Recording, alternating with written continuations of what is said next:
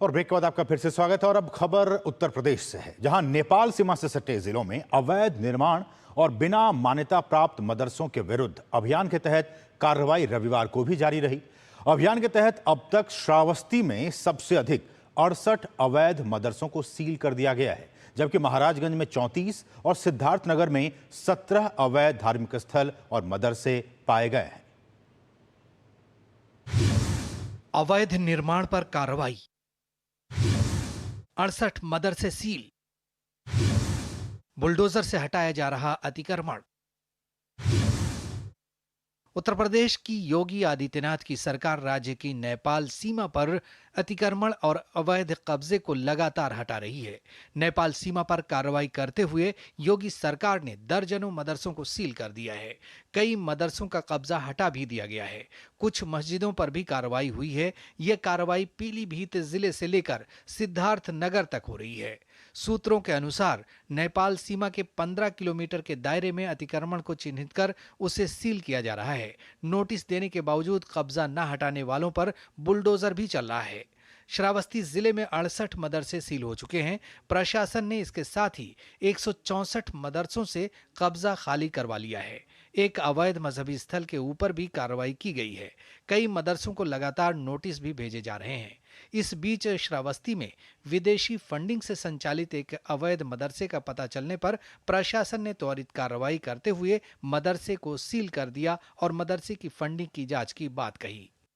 ये गैर मान्यता प्राप्त मदरसा है, जिसमें कि हम लोग परसों भी आए थे, तो पेपर में भी इसमें काफ़ी जो है प्रकाशित किया गया, जिसके संबंध में डीएम साहब द्वारा स्वयं संज्ञान लिया गया और उनकी उपस्थिति में आज ये सीलिंग की कार्रवाई की गई। सीलिंग की कार्रवाई करा दी गई है, बेदखली की कार्रवाई की जा रही है।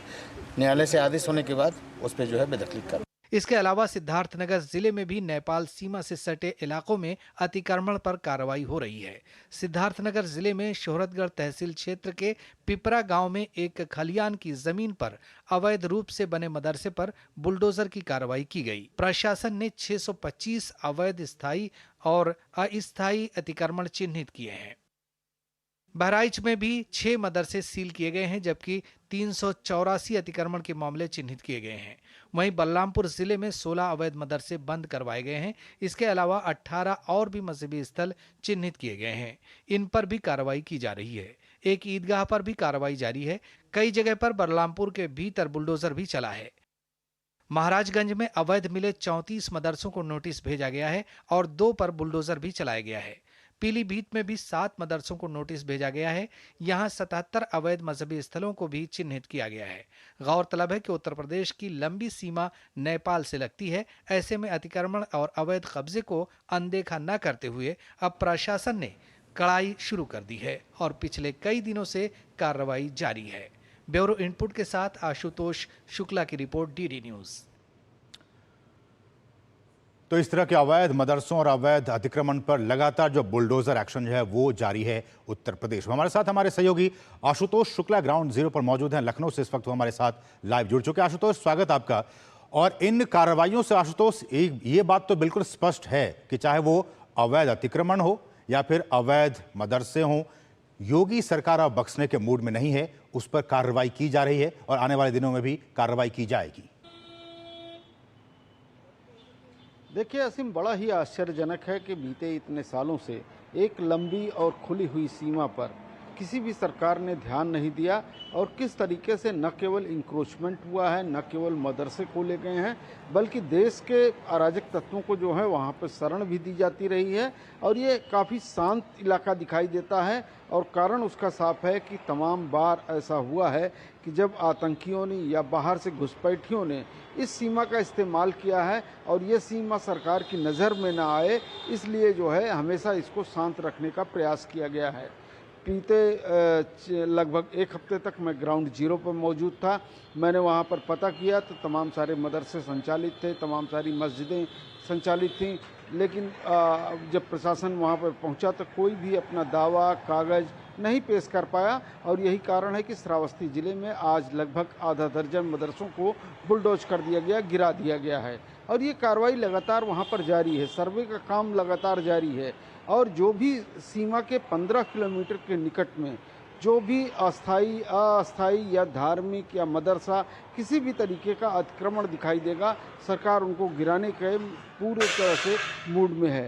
कारण कि ये राष्ट्रीय सुरक्षा का मामला है और एक ऐसी सुरक्षा का मामला है कि जब तमाम सारे जो है आतंकी तमाम सीमाओं पर जब घुसपैठ करने का जो है अवसर नहीं पाते हैं, तो नेपाल बॉर्डर से उत्तर प्रदेश और उत्तर प्रदेश के बाद पूरे भारत में फैल जाते हैं। तो इस चीज़ पर लगाम लगाने के लिए कहीं न कहीं योगी सरकार प्रतिबद्ध दिखाई देती है और जिस तरह से सीमाओं पर लगातार कार्रवाई चल रही है, उससे ये लगता है कि आने वाले दिनों में जो अवैध लोग हैं उनकी पहचान भी हो सकेगी, जो वैध हैं उनके लिए व्यवस्था भी हो सकेगी और जो अतिक्रमण है उसको भी हटाया जाएगा। आशुतोष, कुछ मदरसों को नोटिस भी जारी किया गया है, क्या उनसे ये पूछा गया कि अगर आपके पास वैलिड डॉक्यूमेंट हो तो आप दिखाइए और फिर आप इस बुलडोजर एक्शन से बच सकते हैं? बिल्कुल असीम, कार्रवाई यहीं से शुरू हुई कि जितने भी मदरसे जो है अवैध रूप से दिखाई दिए प्रशासन को, पहले उसने उसको नोटिस दिया, कहा आपके पास वैलिड कागजात हैं तो ले आकर के प्रस्तुत कीजिए और अगर उसका प्रस्तुतिकरण आप नहीं कर पाते हैं तो इसे जो है इसके खिलाफ कार्रवाई की जाएगी। और यही कारण है कि श्रावस्ती में जो नोटिसें दी गई थी, लगभग 4 दर्जन मदरसों को नोटिस दी गई थी, लेकिन उसमें से आधा दर्जन आज तक जो है वो अपना कागजात नहीं प्रस्तुत कर पाए। हालांकि ये कार्रवाई कल भी जारी रहेगी, इस संख्या इससे अधिक भी बढ़ भी सकती है।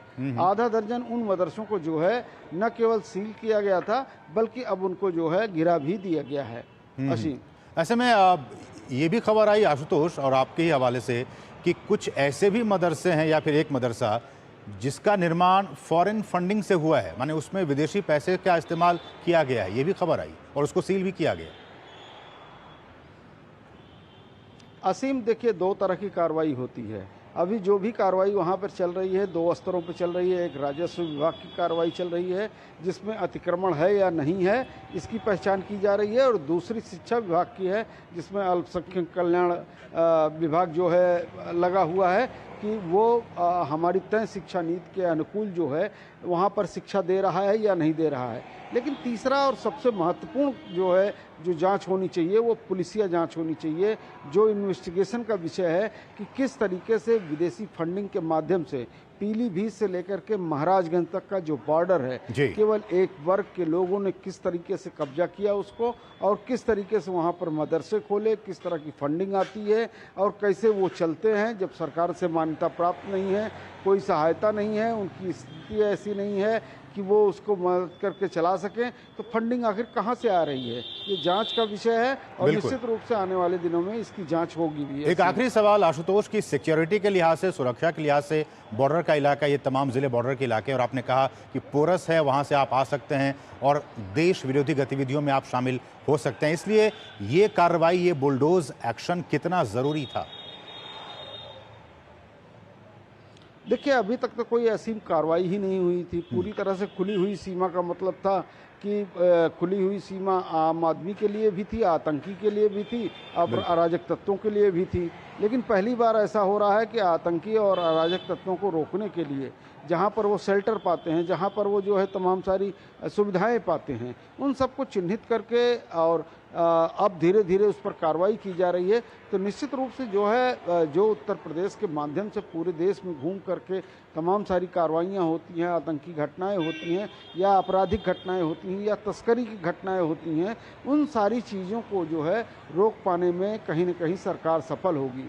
और इसके अलावा मैं आपको एक चीज़ बता दूं असीम की, पूरा पीलीभीत से लेकर के महाराजगंज तक सरकार की जो योजना है कि एक 4 लेन सड़क से जोड़ा जाए, जो हमारे सशस्त्र सीमा बल हैं SSB उसकी निगहबानी करे और वो तमाम सारी चीज़ें जिसका लूप होल का फ़ायदा उठा करके तमाम सारे लोग यहाँ पर आ करके या तो बस जाते थे या अपनी तमाम सारी गतिविधियों को जो है आयोजित करते थे, उन सब पर भी लगाम लगाई जा सके। चलिए, बहुत बहुत शुक्रिया आशुतोष इन तमाम ताज़ा अपडेट्स को लखनऊ से हम तक पहुंचाने के लिए। तो लगातार इस तरह के जो अवैध अतिक्रमण है या फिर जो अवैध मदरसे हैं उन पर बुलडोजर एक्शन किया जा रहा है योगी सरकार की तरफ से। बढ़ेंगे आगे, रुकेंगे एक और बहुत ही छोटे से ब्रेक के लिए। आप देखते रहिए DD न्यूज़।